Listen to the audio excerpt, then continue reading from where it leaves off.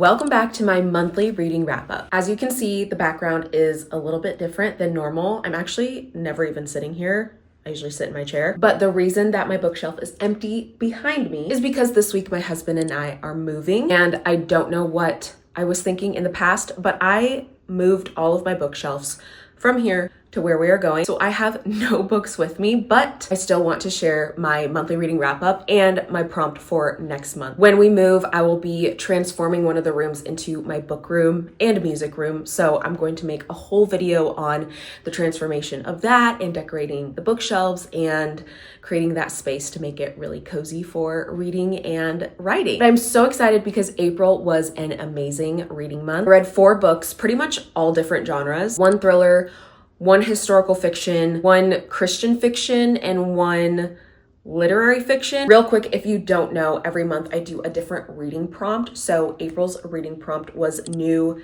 to me authors. These are authors that I have never read before. I was so excited to have this reading prompt because I love finding new authors, new writing styles that I really enjoy. So this month was a very good month for that. And I'm really excited because this month I finally found a 5-star read, my first of the entire year. I've said before, I'm very stingy with my 5-star reads. I don't hand them out easily. Anyway, let's get into my reads in April. We'll start from the lowest rated to the highest rated, ending with my 5-star read. So we will start with The Chain by Adrian McKinty. I gave The Chain 3.5 stars, but the more that I think on it, I probably would give it just 3 stars. This book is truly kind of crazy, and I've said this before, I honestly would not recommend reading this book if you are a parent because the premise is kind of insane. So the story follows Rachel. She is a mother, and one day she gets a call that her daughter has been kidnapped. The people that have kidnapped her daughter tell her that in order to get her daughter back, she, Rachel, needs to kidnap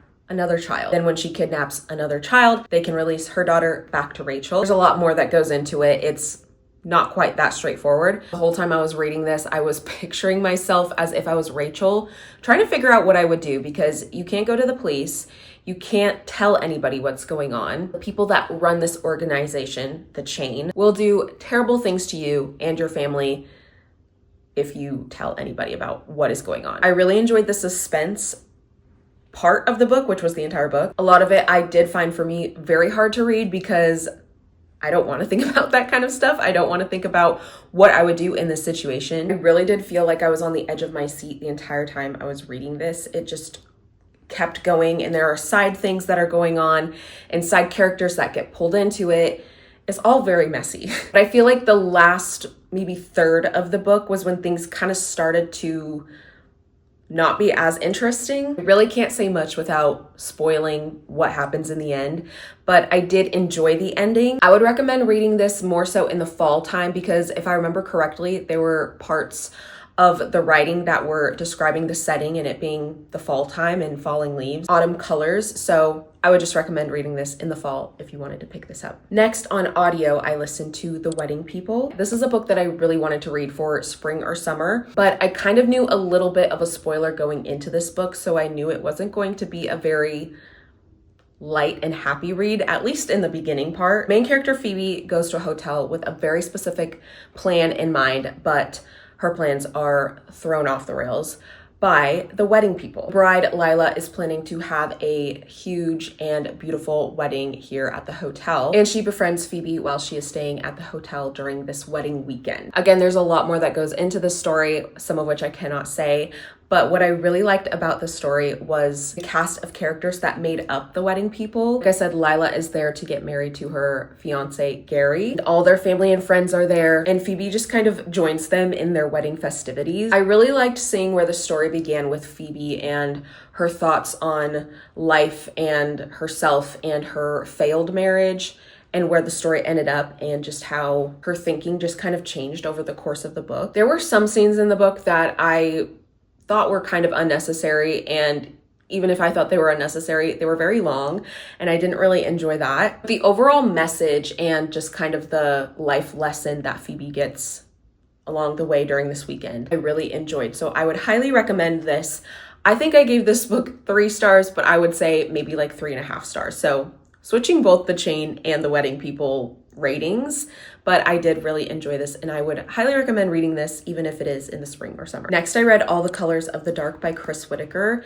This book is still sticking with me. I finished it a few weeks ago and I am still thinking about this story. We're following Patch, who is a boy in a small town. He kind of doesn't really have any friends, barely any family. His one friend is a girl named Saint. One day, Patch saves the popular girl in town from getting mugged or robbed or something like that, and he becomes the town hero. And honestly, the story just goes from there. I feel like if I were to tell you everything that happened between point A and point B, we would be here for a very long time. The story spans like 30 years. There's so much that happens over the course of all of those years. All the characters that you meet, all the things that happen, the side stories, there's so much. But in saying all that, I would say this is probably one of the best stories I've ever read. I also listened to this on audio. It was for book club. This is one of those stories where I had to write down each of the characters,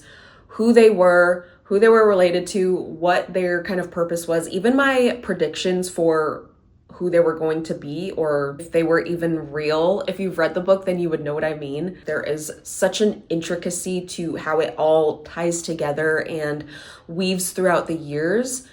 But in saying that, I think that the pacing on this book was not great. Specifically in the middle of the book, I just found myself to be kind of bored. Again, it's hard to explain everything without just telling you outright what happens in the book, but there were just parts, again, specifically in the middle, that just kind of threw me off. I wasn't really interested in what was happening, or at least the way that it was being told and dragged out. I would say you're following Saint just as much as you're following Patch, their friendship over the years. It truly was a beautiful story. I highly recommend reading this book. I gave this book 4.5 stars. I really loved it, and I think you would really like it too. Now we have my first 5-star read of the year. I am so excited. I love this book. I cannot believe it took me however long to pick it up and enjoy the storytelling and characterization. Theo of Golden by Alan Levi. I actually have a video on YouTube of me going to the author event with Alan Levi, and I heard him talk all about this book, sharing his story of creating it, sharing the story of his brother and his memoir that he wrote about him in his last few years with him. But I did not know that that book event, that book in general that I was holding, was going to be a 5-star read. And it's one of those books that everybody raves about. Everybody says amazing things about it, and you just can't help but think that it might be a little bit too hyped up. Basically, we are following Theo, who comes to the small town of Golden in Georgia, and he starts buying these sketch portraits of different people in the town, and he hand delivers it to them and wants to get to know their story. He's befriending the different people in the town, and you don't really know why he's there. I love the touches of Christianity that Alan Levi put in this book, and how Theo almost kind of reflects Jesus in the way that he comes to Golden. I honestly feel like this book made me a better person. Like, just the way that Theo interacts with other people and his kindness and how he just wants to get to know people and hear people's stories. And I feel like I relate to that just in terms of songwriting and going into a write and someone telling me their story, and then we write about it and share it with people through music. And I feel like I relate to Theo in that sense. 5 stars, wonderful, beautiful story. You need to read this book. It is so popular for a reason. Off the top of my head, this is probably one of the best reading months I've had in a really long time.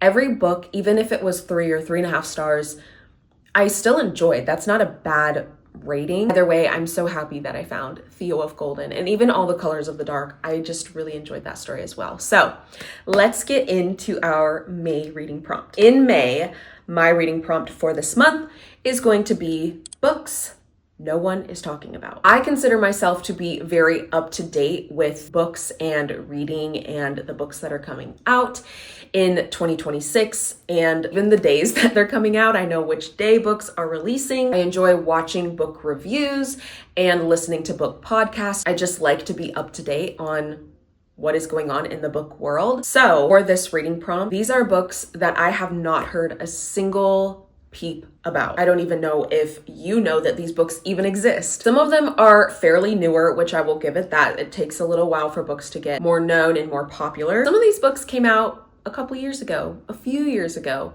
and still no one is talking about them. So let's get into the books that I want to read for this reading prompt. First one I have already started. It is In Time With You by Kristen Dwyer. This book just came out this year, so it is very new. They're following Neve, who has just lost her boyfriend Carter in a drowning accident. She's dealing with the grief of losing her boyfriend while his best friend completely hates her, doesn't like her, blames her for the drowning accident. Well, one day she wakes up and suddenly she is 2 years in the past when her boyfriend is still alive, but he's not her boyfriend yet. So she has to deal with seeing him again before they're even dating.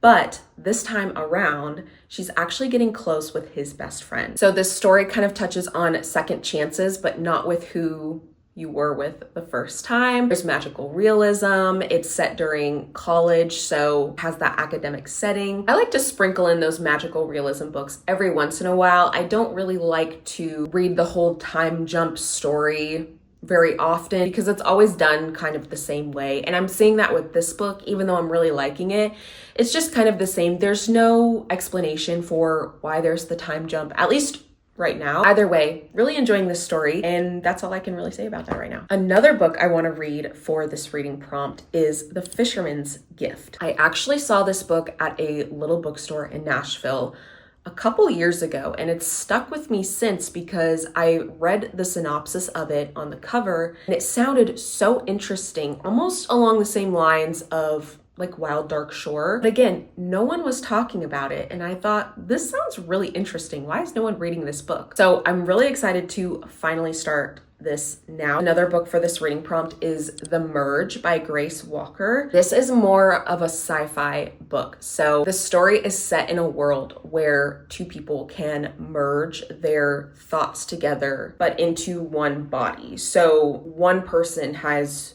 two different brains or two different thoughts, the thoughts of two different people in one head. It's something like that. I'm not exactly sure, but I think that is closely what the premise of this book is. I don't read a lot of sci-fi. I think I've actually only read one sci-fi book / series, which was the Wayward Pines trilogy by Blake Crouch. But I feel like that series kind of opened the door to sci-fi for me, and I really enjoyed that. And I know this is completely different, but it sounds interesting. Also, side note, I really like this book cover. It's very interesting and just colorful, and I really like that. So I think this is gonna be a good one. Those are all the books that I read in April. That is what I'm reading for my May reading prompt. Let me know if you've read any of these books that I don't hear anybody talking about. I would love to know if you've read them and if you've liked them. And hopefully you found a reading recommendation from what I have read or what I'm going to read. Let me know what you're reading in May, and also let me know what you have read in April. If you found any 5 stars this year, I would love to know so I can add them to my TBR. But I will see you in the next video.